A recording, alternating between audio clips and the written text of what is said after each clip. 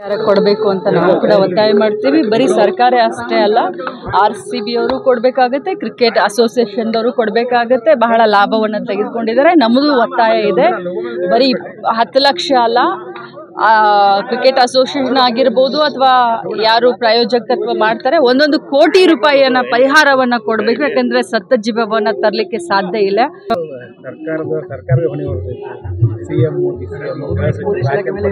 ನೋಡಿ, ವಿರೋಧ ಪಕ್ಷದವರು ಇನ್ನೇನು ಮಾತನಾಡಲಿಕ್ಕೆ ಸಾಧ್ಯ? ಜನರ ದಿಕ್ಕನ್ನು ತಪ್ಪಿಸ್ಲಿಕ್ಕೆ, ದಾರಿಯನ್ನು ತಪ್ಪಿಸ್ಲಿಕ್ಕೆ ಇನ್ನೇನು ಮಾಡಬೇಕೋ ಅದನ್ನೆಲ್ಲ ಅವ್ರು ಮಾಡ್ತಾ ಇದ್ದಾರೆ.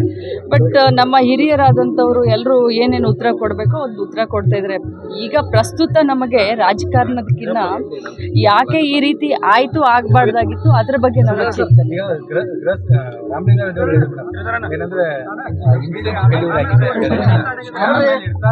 ಈಗ ತಾನೇ HK ಪಾಟೀಲ್ ಸಾಹೇಬ್ರು ಹೇಳಿದ್ರು, ಅವರು ತಮ್ಮ ಅನುಭವದಿಂದ ಹೇಳಿದ್ದಾರೆ. ಅದು ಇಂಟೆಲಿಜೆನ್ಸ್ ಫೇಲ್ಯೂರು ಮತ್ತಿನ್ನೇನು ಫೇಲ್ಯೂರು, ಅದು ತನಿಖೆಯಿಂದ ಎಲ್ಲ ಗೊತ್ತಾಗುತ್ತೆ. ನ್ಯೂಸ್ ಫಸ್ಟ್, ನಿರ್ಭೀತಿಯಿಂದ ನಿಮ್ಮ ಪರವಾಗಿ.